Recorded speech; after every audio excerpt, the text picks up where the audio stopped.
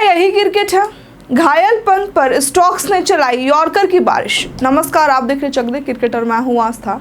Manchester test के दूसरे दिन भारतीय विकेटकीपर बल्लेबाज ऋषभ पंत ने अपनी हिम्मत और जुझारूपन का एक ऐसा परिचय दिया जिसे भारतीय क्रिकेट इतिहास में लंबे समय तक याद रखा जाएगा।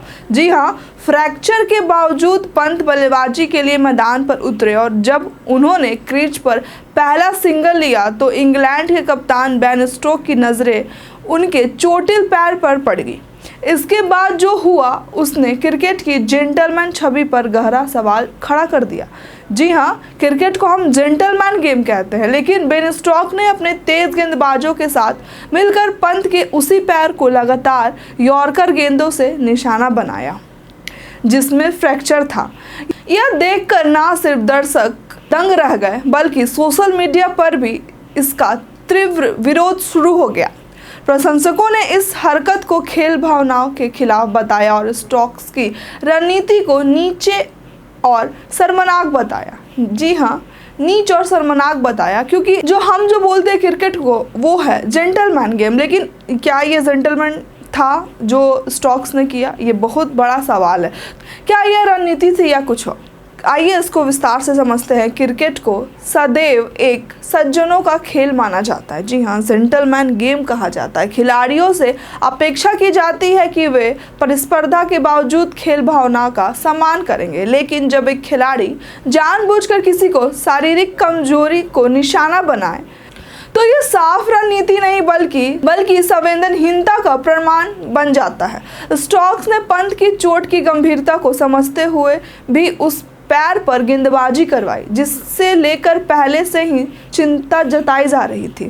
तो जहां एक और इंग्लिश टीम की यह रणनीति आलोचना के घेरे में है, वहीं ऋषभ पंत ने एक पैर से खेलते हुए भी बहादुरी से जवाब दिया। उन्होंने न सिर्फ डटे रहकर 54 रन की मूल्यवान पारी खेली बल्कि जोफ्रा आर्चर जैसे खतरनाक गेंदबाज को छक्का जड़कर अपना इरादा भी स्पष्ट कर दिया। यह पारी सिर्फ एक स्कोर नहीं बल्कि साहस, आत्मविश्वास और समर्पण की मिसाल थी।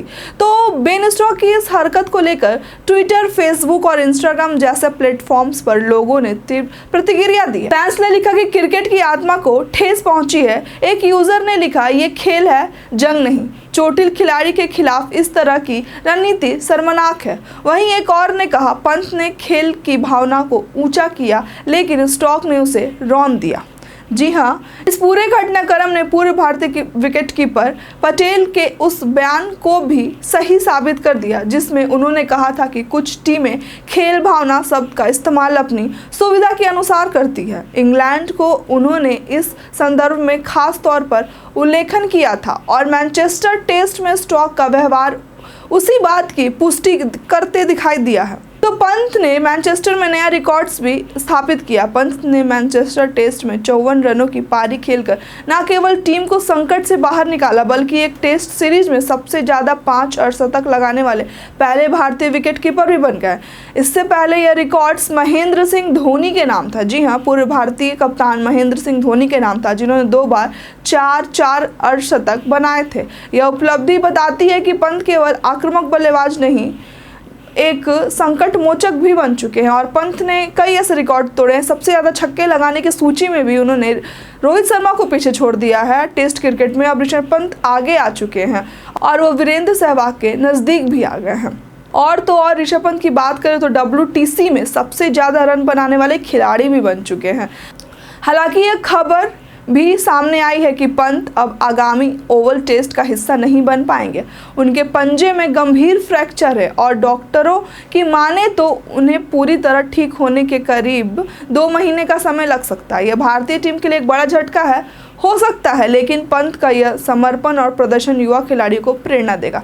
तो ऋषभ पंत आपको कैसे विकेटकीपर बल्लेबाज लगते हैं और उनका ये जुझारूपन आपको कैसा लगा, हमें कमेंट करके जरूर बताइएगा। आज के वीडियो में बस इतना ही। धन्यवाद।